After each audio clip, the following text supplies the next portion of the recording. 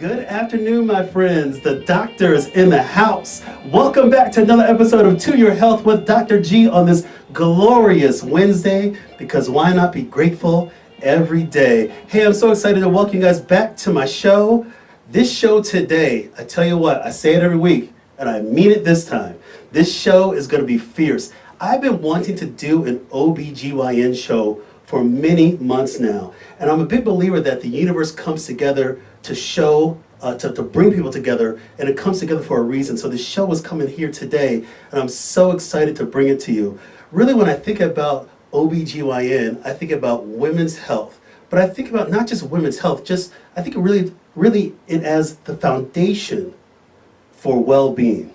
And my panelists today, I'm sure they would definitely agree with that. But I'm so excited to bring this show. This show is about continuing this health revolution that we're on. We're all about still trying to build trust and deliver truth. And we're all about making sure that you, at the end of the day, have the tools to be successful with your health. When you have success in your health, you're more likely to have successful opportunities present themselves in your life. And so I'm so excited to welcome everybody back to another show today. You're listening to us here live in the studio at Intellectual Radios. We're on Facebook. Check me out at my website, www.drmarkgomez.com. I'm so excited for today. Hey, today's gold level sponsor is Suburban Gastroenterology Ltd. Check them out, www.sgihealth.com. So I'm so excited for today's show because this is something that both men and women can get something out of it. Again, fellas, learn something about your wife today. Learn something about your girlfriend. Learn something about mom or anybody, but anybody that you care about. This show is about creating that opportunity, creating that voice. And even though we're talking today, I do not want this conversation to stop today. This has to be a conversation that is going to keep going on day in and day out. Again, it takes a village, it takes a community. We're here today to spread a message of opportunity and certainly a message of equity when we talk about our health. So I'm so excited for today's show. You're going to meet my guest in a few moments. Before you meet my guest, I got to read you a quick disclaimer. The content of To Your Health with Dr. G is for informational and entertainment purposes only, and that the content is not intended to be a substitute for professional medical advice, diagnosis, and or treatment. Further details can be found at www.toyourhealthwithdrg.com/disclaimer. So here we are, we're continuing this health revolution, and go ahead and use that hashtag today. Hashtag health revolution, hashtag building trust, delivering truth, hashtag OBGYN. But we want to keep this message going on today. So I like how we're going to do it today. Today's format's going to be broken down into a couple different sections. We're going to talk about preventive health in OBGYN. We're going to talk about pregnancy and contraception. We're going to talk about perimenopause and menopause. And we're going to talk about some sexual health. But we want to set the record straight. And I'm so excited later on in the show that we're going to be breaking down the myths versus facts, because we're really going to set the record straight. We want everybody to have that opportunity for health success. So I want to introduce my guests today. The panel is fierce. I've known both guests for a long time now, but I want to tell you a little bit of a background story how I know them. So I want to introduce my first guest, who's here in studio, Dr. Kimberley Darey. I got to meet Kim within the past year or so. Actually, I take it back, it's been a couple of years, when we met on a diversity council. And we're talking about equity and opportunity for people of all health, all faiths, just people as humans getting adequate health care. And we've been lucky to have a health care system with our hospital that is embracing inclusion and diversity. And so Kim and I, we've been friends ever since. We see each other at these meetings. And we're just going to continue this collaboration moving forward. So I want to introduce Dr. Kim Darey. I'm going to read you her credentials because her credentials run deep. Dr. Kimberley Darey, MD, FACOG. She's a board-certified obstetrician and gynecologist. She's the medical director of Obstetrics at Elmhurst Hospital, which is part of Edward-Elmhurst Health. Check her out at www.eehealth.org. Dr. Darey, welcome to the show. Thank you so much for having me, Mark. Hey, I'm so excited that you're here, and we've been talking about trying to do this. We've been talking about meeting in life, but not only in here too. We're going to set something up for life because we got to continue to work together for some great collaboration with our families and in life and everything in friendship. So, Dr. Darey, tell us a little bit about yourself. Where did you go to medical school? Where did you do your residency? And then tell us why you chose to go into OBGYN. Okay, great. So I am a native Chicagoan and grew up on the South Side. I went to Xavier University in Louisiana, and I actually became a chemist for 7 years, and kind of made a full transition in my life and went to medical school kind of later in life. I went to medical school at Rosalind Franklin, which is what it's called now. Back when I was there, it was called Chicago Medical School. And then from there, I actually wasn't sure about obstetrics. I kind of thought, not really sure. But I did my rotation and I absolutely loved it. I love the variety. I love being able to talk to women about their bodies. Because unfortunately, our body is very complex. We go through waxing and waning of different symptoms throughout our entire lives, and no one actually gives us a clue of what that means. So from there, I decided to go into obstetrics and gynecology. Did a residency at St. Joseph Hospital in Chicago, and landed a couple positions out in the west suburbs, and I'm currently here at Elmhurst. Hey, that is excellent. What a journey. And actually, I did not know you had the chemistry background. That is awesome. See, every day is an opportunity to learn something, but to listen to your others, listen to your fellow human being, and really get to know them. And I think this is a great opportunity to have this discussion, not only knowing you as from a personal level, and then some of the professional advice that you can offer, but this is just really awesome. I'm just really about the power of connectedness, which is great. So thank you, Dr. Darey. Thank you. I want to welcome my next guest. She's joining us here live on the phone. I've known her for a long time too. I got to give you a quick background story. My next guest, Liz Gall, she and I met when my wife was pregnant with our first child. And so I've got two amazing kids, a 7.5-year-old daughter named Ava, and my son who's 5 named Evan. But Liz was really intimately involved in the continuum of care for my wife and I, and it's just been an awesome thing. And I'm trying to think, Liz, you may have actually called me when my wife went to see you before our daughter was born, and you might have called me on the phone in the office and said, go to Edward Hospital. And I remember because we went dancing 2 days before, and then she went in and checked you out, and he said, yeah, you're gonna have this baby soon. So I wanna welcome a good friend of mine, Elizabeth Gall. She's a nurse practitioner with Edward Medical Group, Edward-Elmhurst Health. Check her out at www.eehealth.org. Liz, welcome to the show. Hey, Mark. Thanks for having me on today. Great talking to you. Hey, it's great talking to you too. So I mean, thank you for taking time out of your schedule to help share this mission and to spread a message. So Liz, why don't you tell us a little bit about yourself? Where did you do your schooling, and how did you get into this path of being an OBGYN provider? So I did my undergraduate in biology at Benedictine University here locally, and I also did research for a short period of time in microbiology, trying to figure out where my role would be in healthcare, knowing that somehow I'd find my way there.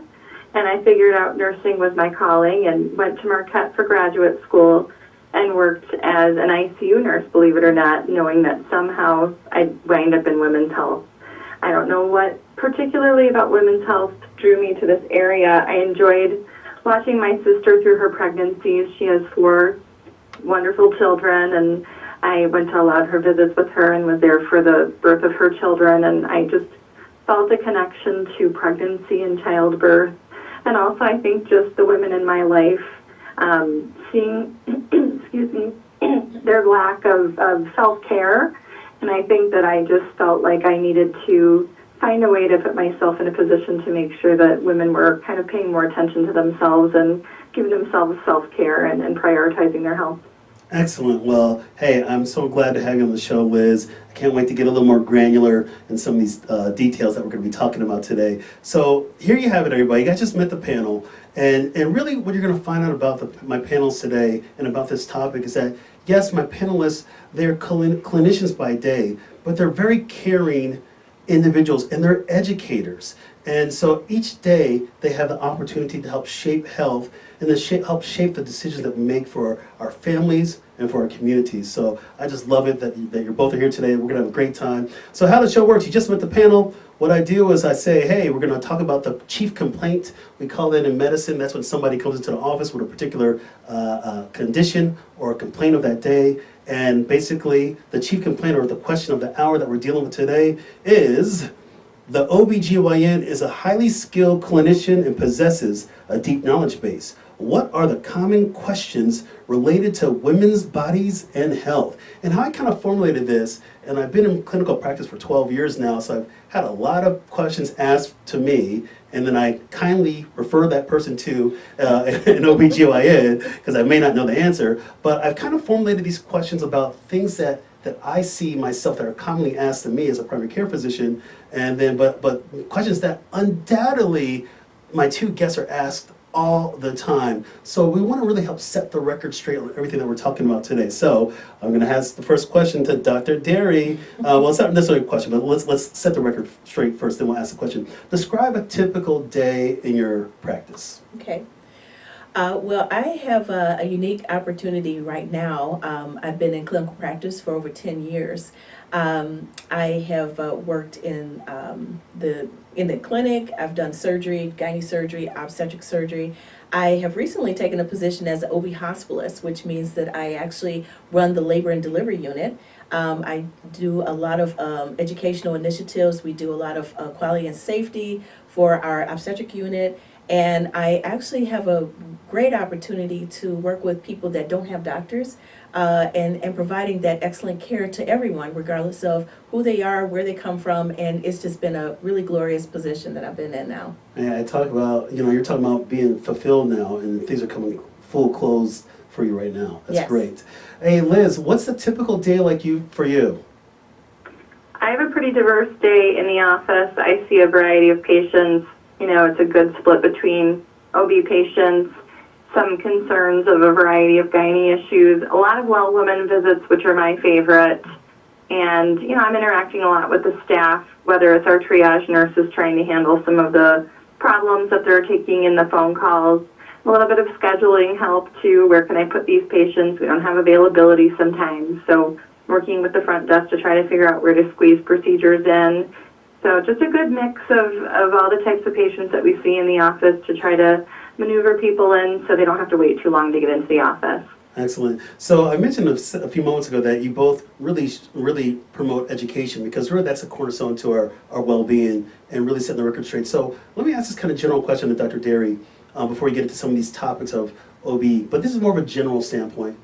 How do we promote better health in the communities that we serve? The reality is that both of you see patients that have complex medical history. We know there's the rise of diabetes, the obesity epidemic. We know people are having high blood pressure, things like that. But how do you what do you think we need to be doing better to get our health back on track as a whole? Right. Well, I would say that the best advice, and I give this to my family, friends, is continuity of care. Like, having that continuum of doctors and providers that actually work on your behalf. A lot of people go to this hospital, this clinic, that clinic, this pharmacy, that pharmacy, and so their information is spread out all over, and it's hard to connect the dots. So the more complex your health is, the harder it is for someone to put it together. And the worst thing that's been happening now is people are using their health care in the emergency room, and they're really not really getting the care that they think that they deserve. And frankly, the ER is not the place to get that kind of preventative care and really kind of connecting the dots. Yeah, you're absolutely right. We have a big challenge going on right now, and making sure that the use of resources is appropriate. On the flip side, I understand when people are just saying, hey, I need to get seen, and certainly ERs are 24/7, 365, there's no doubt about it, but this underscores the point that, hey, if you don't have a primary care physician, or you don't have a lot of OBGYN providers do primary care as well too, can manage cholesterol and things like that, but see someone. Mm-hmm. Liz, what's it like from your end when you're talking about just the communities getting healthier? What's your thoughts on that? I agree completely. I think continuity of care is extremely important. I think our system as a whole is doing a really good job trying to open access to care and trying to make ourselves available to getting people in as quickly as possible from specialty to specialty, whether it's reaching out to other specialties to help our patients see other providers faster. I think that it's tough. It's hard to maneuver as a patient, and I think that people put a lot of trust in the healthcare system and also just don't understand a lot of it. And so I think that we have to do better in trying to be more involved in making sure that they can connect the dots. And I think we're doing our best, and I think we're getting there. But I think that it's still a tough system to maneuver through. Yeah, we still have work to do, and I think that's one of the reasons why I created the show, was to have a forum to talk about not only identifying problems, but hopefully come with some practical solutions that can then be applied on a daily basis by people, not only just clinicians coming together to collaborate ideas. And I love hearing what you guys have to say, but I want hopefully this message continues to go. As I said in the beginning, this conversation cannot end today. So let's get right into some of these other kind of questions. Now you guys have gotten a sense of what my guests are about, and also what I'm about too, and it's really education and continue to provide opportunity. So here we go. I told you guys that we're going to break down these questions into kind of prevention, pregnancy, contraception, perimenopause, menopause, and sexual health. So I want to go through some of these questions because I think these are important themes that are coming up that I certainly see, and things that you guys certainly see in your practice. So I'm going to start out with Liz. I got you on the phone. Liz, here we go. Preventive medicine question. What is a Pap test? So the Pap smear is a test basically to screen for cervical cancer. So we're trying to get some cells from your cervix, testing for cells that could lead to cancer, or are cancerous cells essentially. Excellent. But by the way, let me ask you a follow-up question. When does a woman start getting a Pap test? We're starting at 21.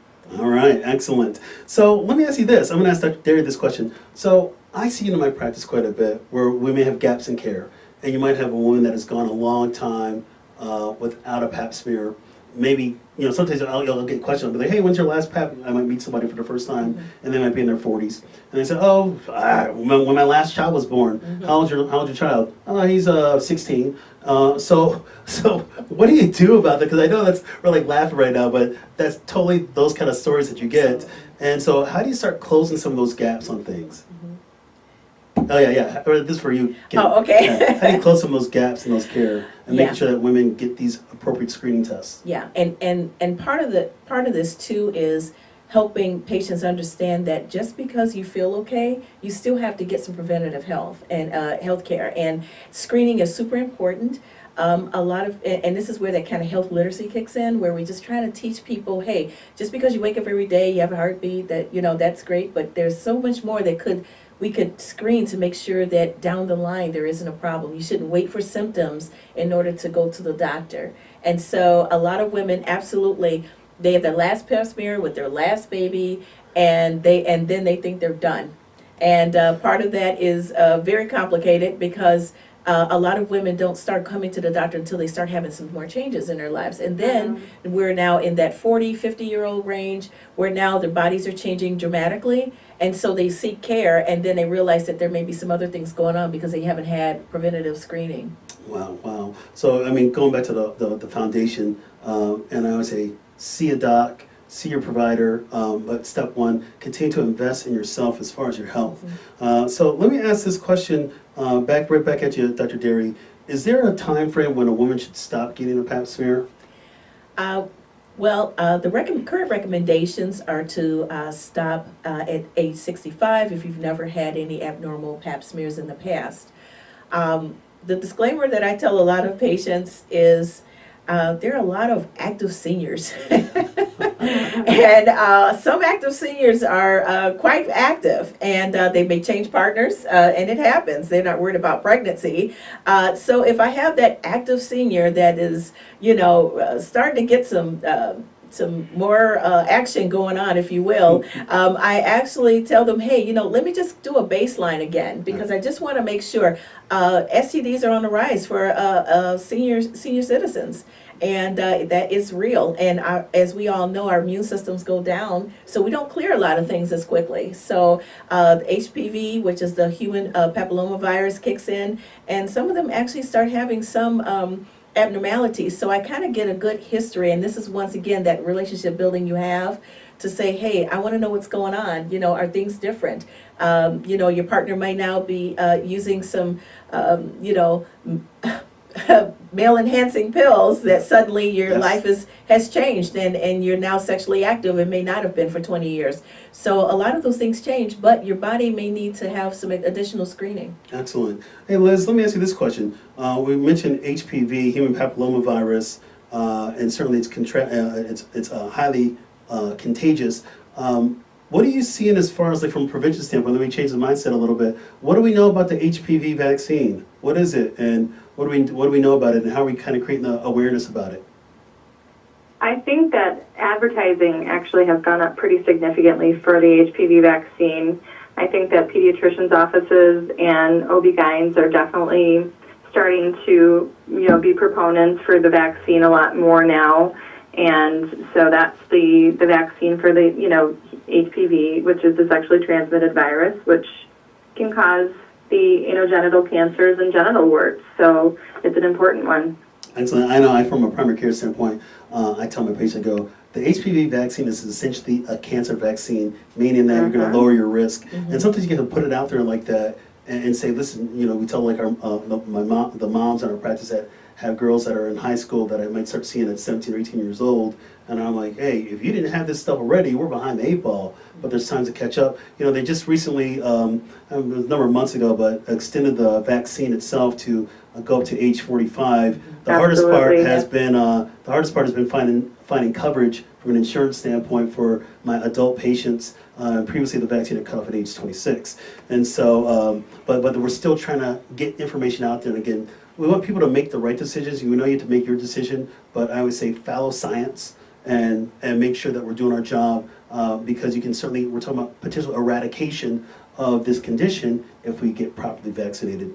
Let me ask, go ahead, Dr. Darey. I just want to make a quick point. I just went to a lecture a couple weeks ago on HPV, and one of the things that was very astounding is the number of oral cancers that are coming from HPV. Yes. So we're kind of contracting that from an oral perspective, and it's real, Yes. and actually, especially in the younger ages. Now, I've talked to some of my ear, nose, and throat colleagues, and they'll tell me the cases that they had. I just had another case that was related to HPV and of oropharyngeal cancer. So it is legit. So that's awesome. Let me ask this question for you, Dr. Darey. From a general standpoint, we're talking here, we're still prevention a little bit, spend a little bit more time on this topic, but from a general standpoint, in your years of practice, how are we advising women out there to lower just general cancer risk? What are we telling patients from your guys' perspective? Well, I mean, obviously, being active, diet changes, obesity is a huge factor. And if you look at almost every cancer out there, obesity seems to have some linkage there. We also talk about, and a lot of times, because some patients only have an OB or gynae as their primary doctor, they still need to talk to patients about skin cancer and risks of skin exposure to the sun. Our ozone has changed, and so there are other areas that you need to help prevent these kind of cancers that are very preventable. Excellent. Hey, Liz, what kind of strategies are you kind of employing in your practice as far as cancer reduction from a general standpoint? Just talking a lot about stress reduction and healthy lifestyle, asking them what they're doing for themselves to maintain their health. And if they think that they're healthy, I think a lot of people think they are, and, in reality, their perception of health is really not what they think they should be. They actually are not as healthy as they think they are. One of the things that I tell my patients, they may think they're healthy, I say, prove me wrong, and let's run some baseline tests. And so I always kind of challenge people when I see them at their annual physical, prove me wrong, because I want to be proved wrong. I want you to do tests, and things come back, and I say, wow, you've really crushed it, and I want that to happen. And then they go back, and I say, go back and then now integrate yourself into your life. I only need 15 minutes on you, 30 minutes once a year, but let's focus on you, and then get back and integrate into life. Let me ask this question, because I get this quite a bit. From your perspective, Liz, is it okay for a woman to have just an OB/GYN provider as her quote-unquote primary care physician, or do you kind of, from your perspective, do you say, go see Dr. Gomez, or go see primary care physician as a traditional sense? What's your thoughts on that? I prefer they have both. I really do. I feel like there's so many other comorbidities that need management by primary care. You guys are versed in that stuff. You see that stuff so much more often than we do, and we should stick with kind of making sure that they're taking care of themselves, get them connected with you guys. I'm happy to work you up and then get you referred over to a primary care to make sure that you're well taken care of with Dr. Gomez.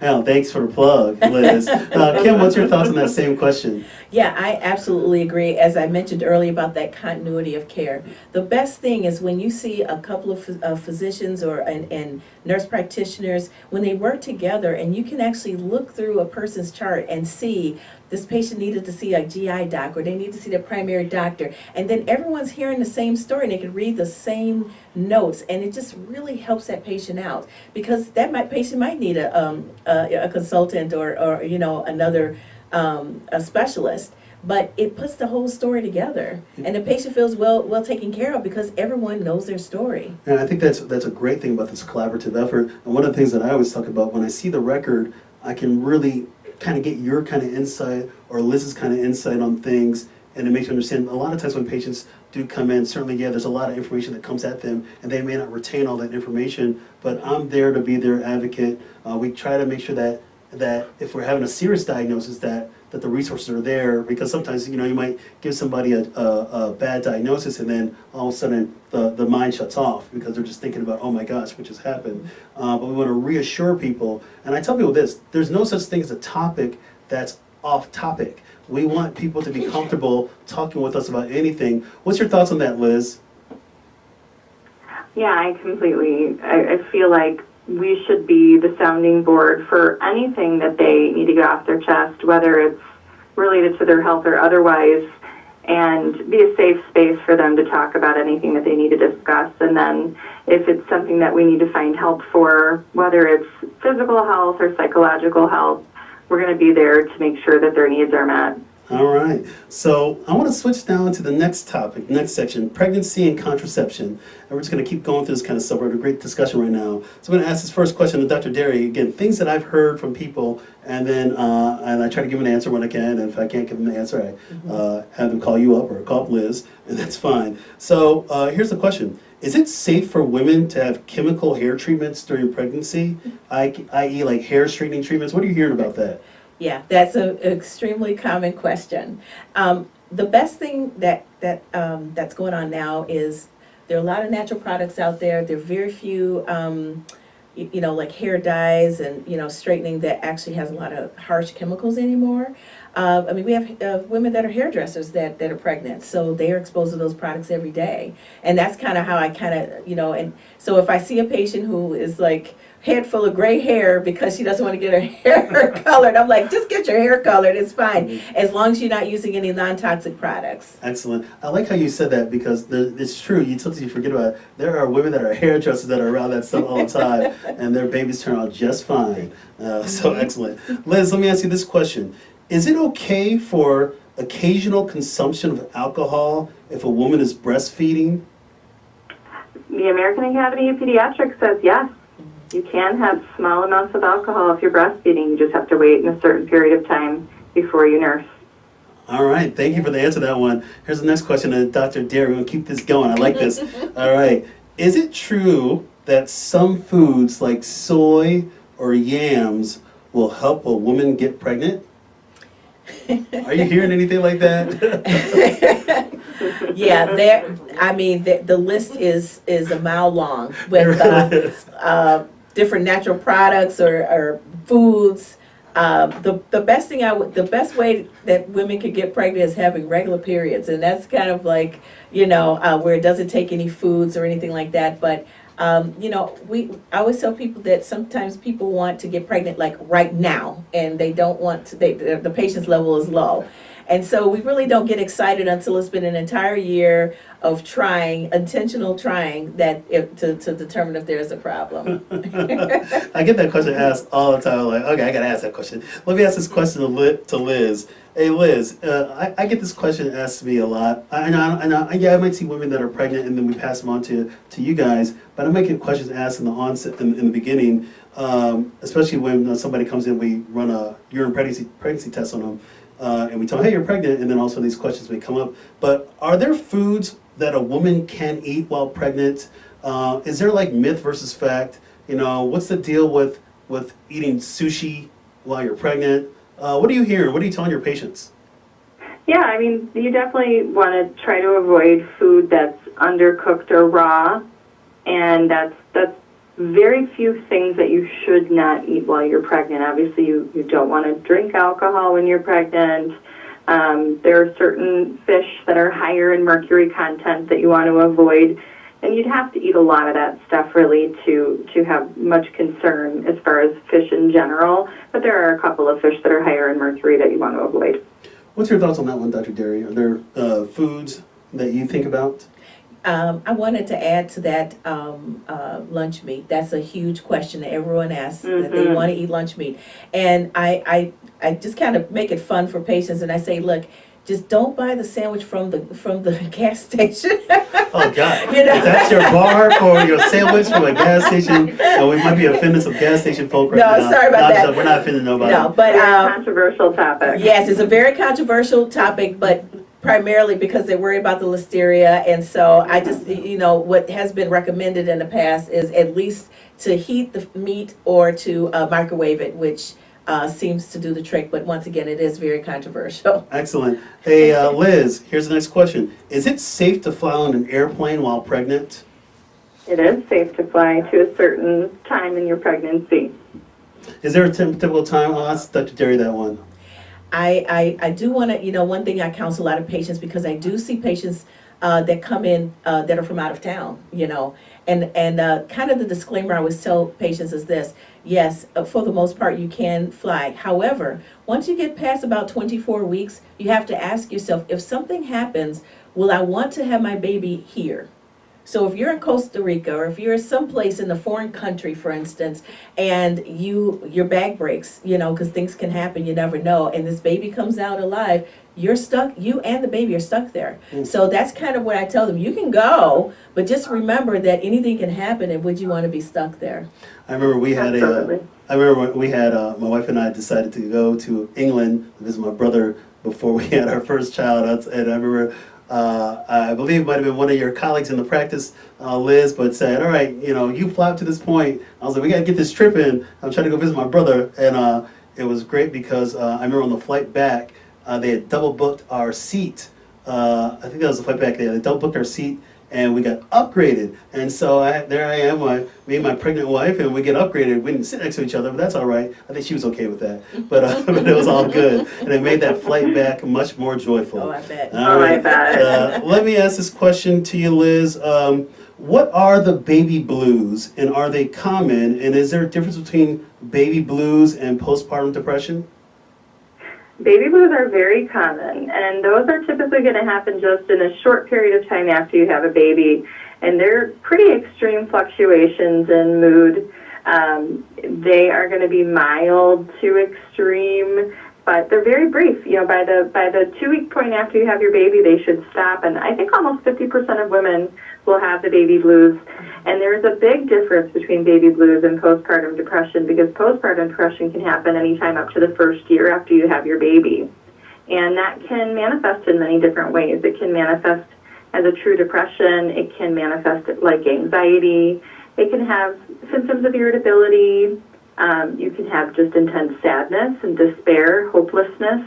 So it can have a lot of symptoms associated with it, but it can affect your ability to function. And so it can be very difficult to manage. Liz, I want to ask you a follow-up question. Is there kind of a general approach when you do see a patient that may be having postpartum depression? Are you trying to do provide resources, connect them with a behavioral health specialist? What are you doing?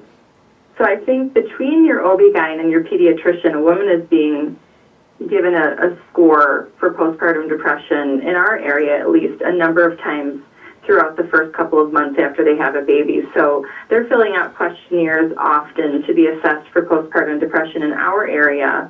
And a pediatrician will actually step in on this too, to make sure that a patient's being cared for and get them referred to, in addition to their OB-GYN. And primary care as well, if they see them in this period of time, are going to look for this as well. But they can be managed through talk therapy. They can see a counselor.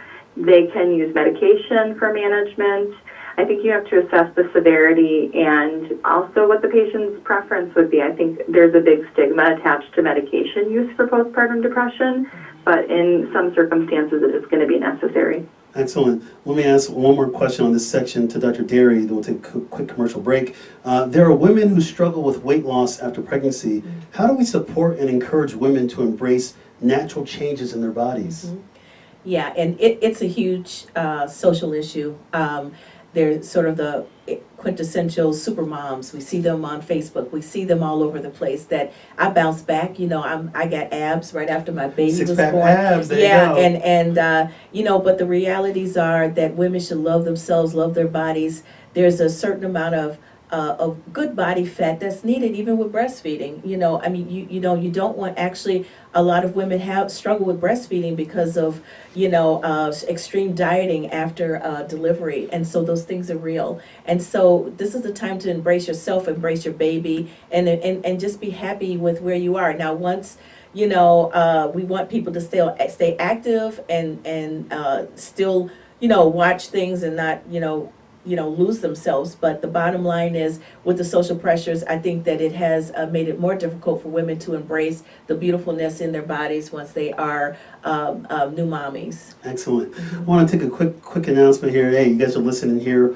on Intellectual Radio. You're watching us on Facebook Live. Hey, I want to give a quick shout out to Suburban Gastroenterology Ltd. When gastrointestinal problems are keeping you from living the life you love, get the experience, leading edge care, and individualized attention you deserve with the physicians at Suburban Gastroenterology.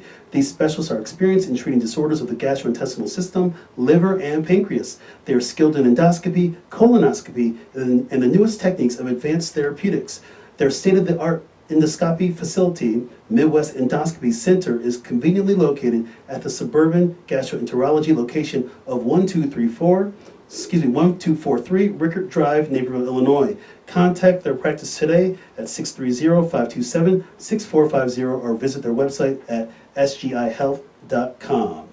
Thank you, Suburban GI. So I want to change the topics a little bit. Let's talk a little bit about perimenopause and menopause. So I'm going to come right back at you, Liz. Liz, what's the difference between perimenopause and menopause? So perimenopause can last a long period of time, and it's fluctuations in your hormone levels.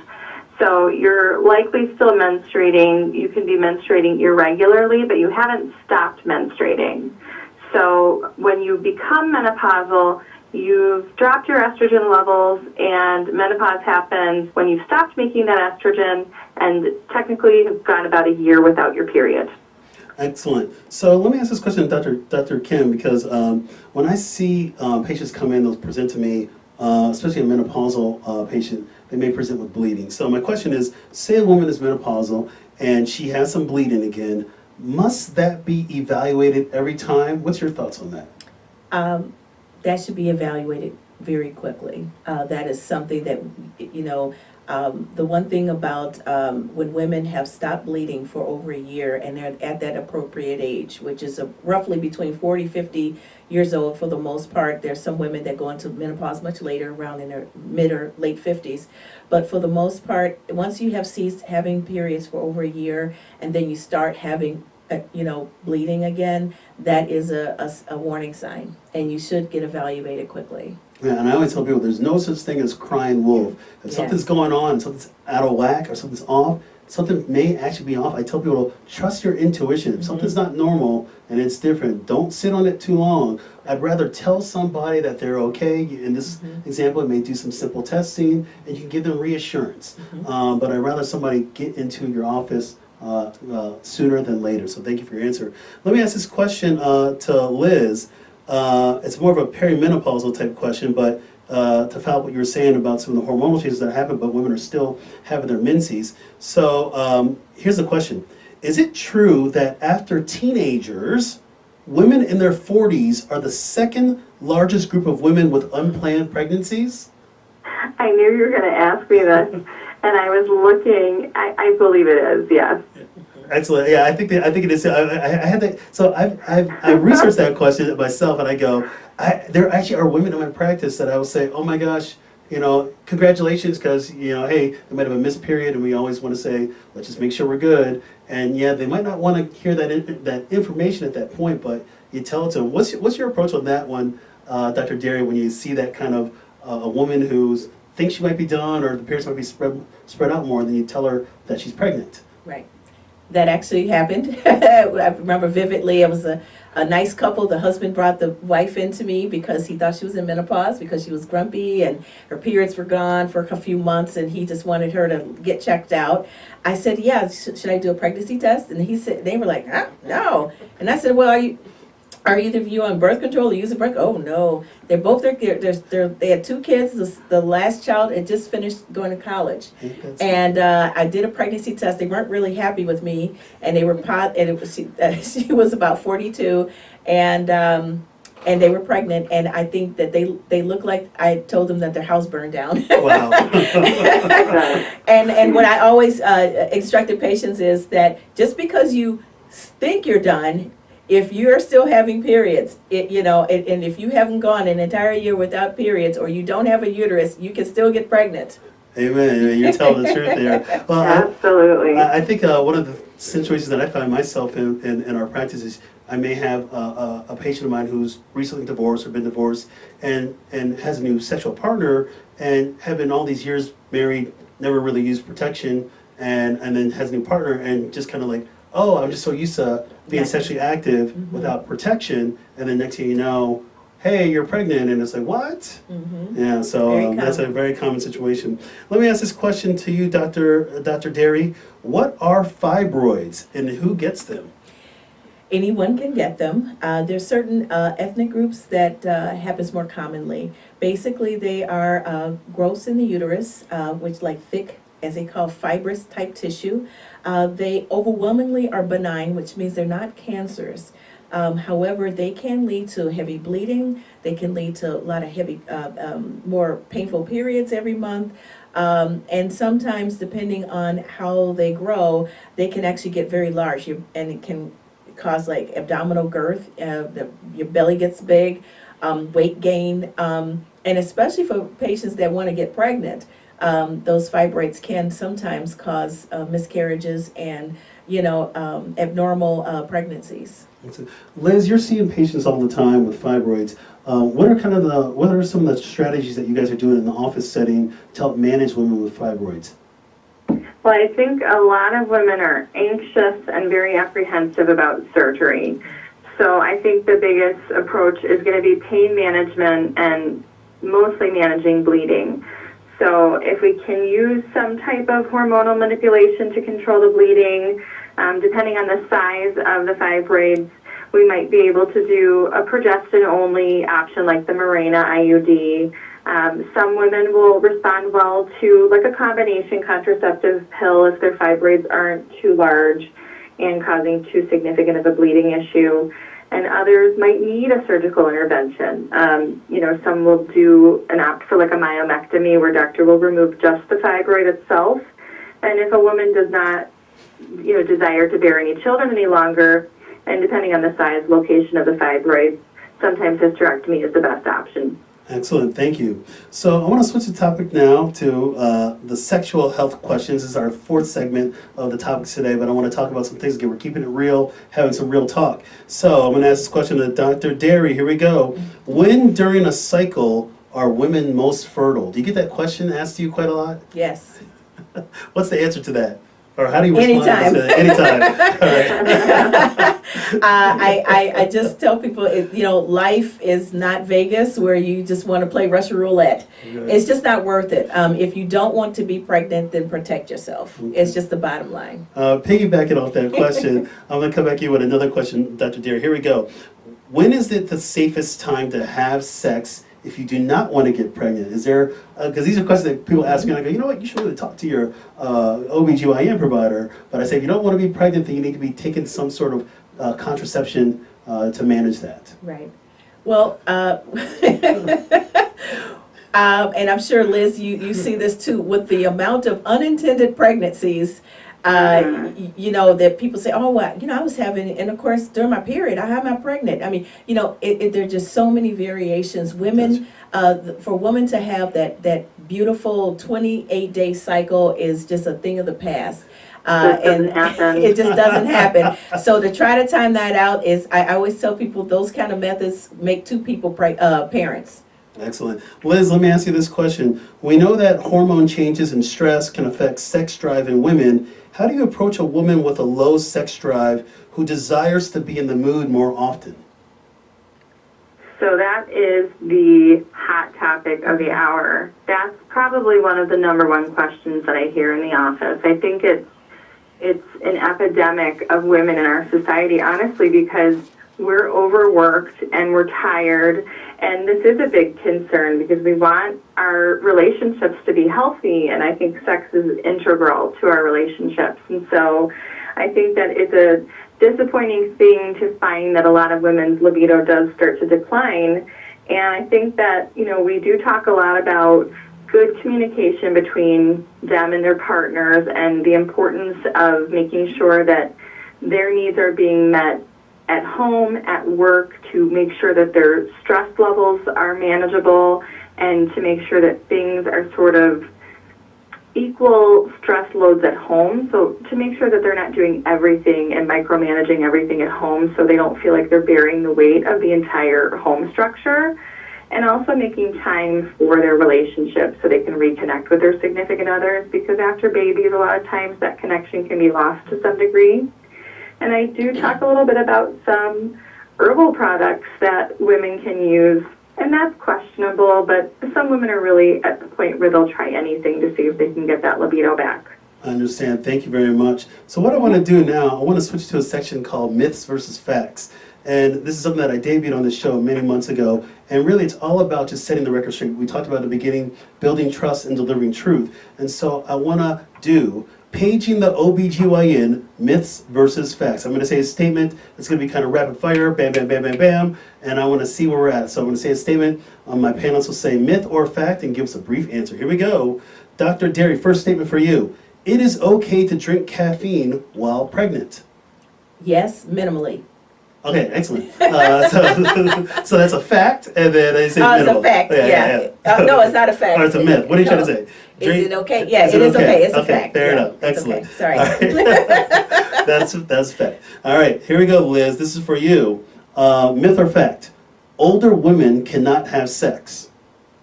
To Dr. Darey's point earlier, that is a myth. That's a Excellent, excellent. And we just talked about that, so there we go. All right, here we go. Dr. Darey, myth or fact? Women should have a Pap test every year. That's a myth. Okay, please explain.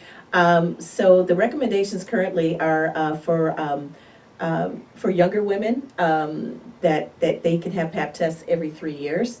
And then for women that are older, they can start, the interval is even up to 5 years, depending on the results of their Pap smear. Excellent. I remember when I was going through my training, and then I think it was in practice when they changed the guidelines from the American College of Obstetrics and Gynecology, but so many women were so used to getting their Paps on an annual basis. Mm-hmm. And when those guidelines came out, when you told people and say, hey, you don't need to get a Pap, and they'd be like, what? Mm-hmm. Come Come on now, you're playing, doc, you're playing. I'm like, no, I'm not playing. You don't need a Pap right now. And sometimes the disappointment, but most of my women said, thank God, we can spread out the interval. Here you go, Liz, myth or fact.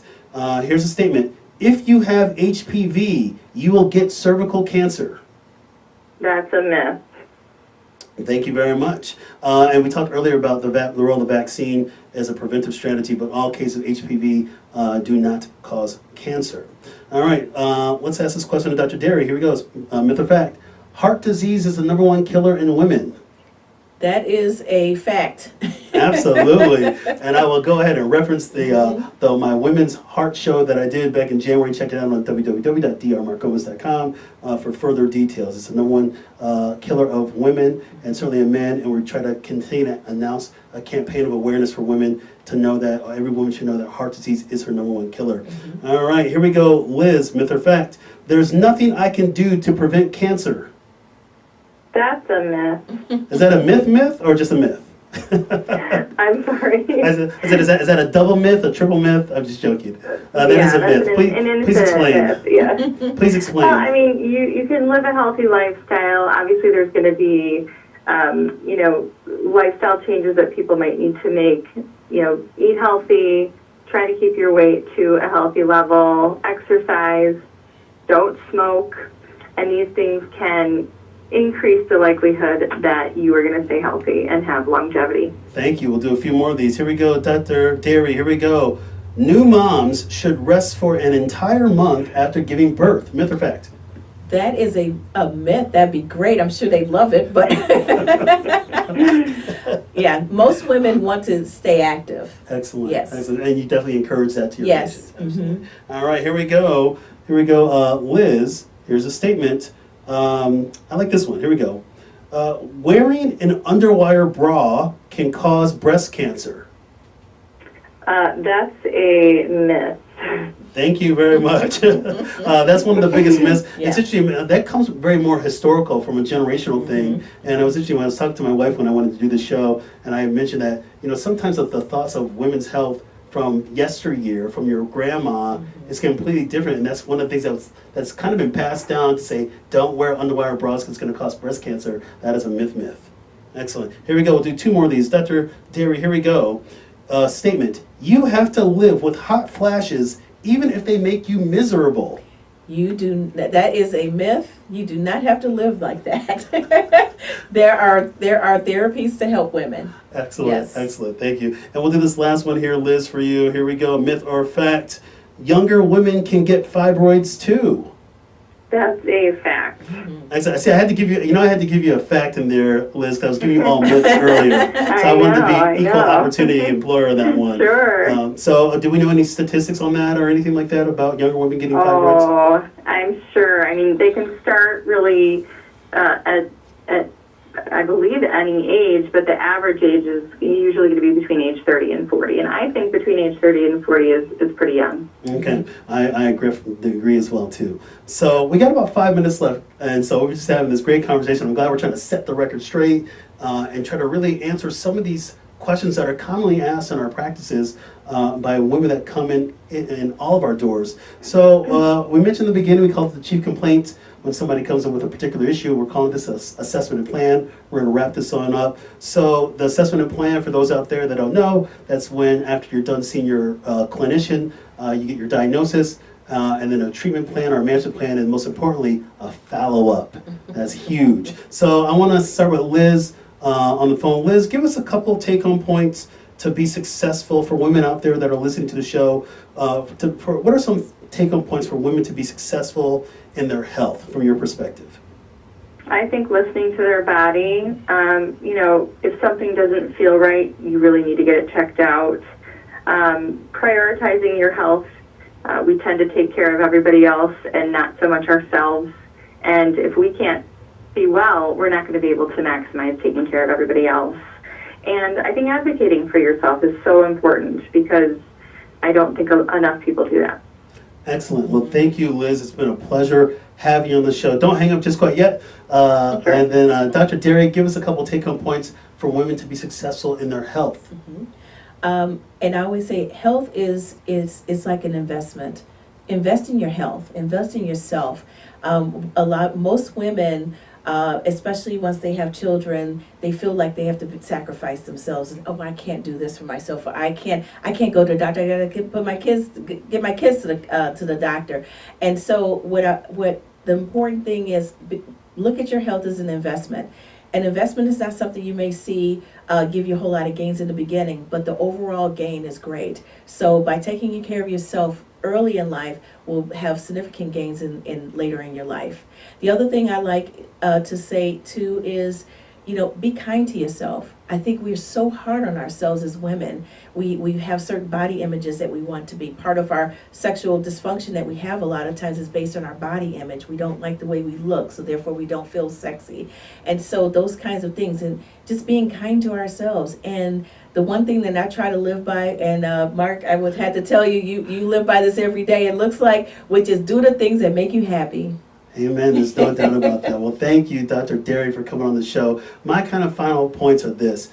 Each day is an opportunity to just enjoy life. Each day is an opportunity to spend time with the people that you love. But each day is an opportunity to live your personal truth. And I think when you put that front and center for your health, the possibilities that are going to come from that, the benefits, the fulfillment, the possibilities are endless. So I want people to stay motivated, keep this conversation going. Let's get healthy together. Let's continue this health revolution. So again, thank you all for listening in. You've been listening and watching live on Facebook and intellectualradio.com. This episode is written by Mark D. Gomez, MD, and Tiffany E.R. Gomez. Producer is Tiffany E.R. Gomez. Music is by the wonderful Mr. Havis. Copyright 2019 by MDG Wellness LLC. All rights reserved. I want to thank my guests, Dr. Kim Darey and Elizabeth Gall. Stay tuned for my next episode. The title is Occupational Therapist to the Rescue.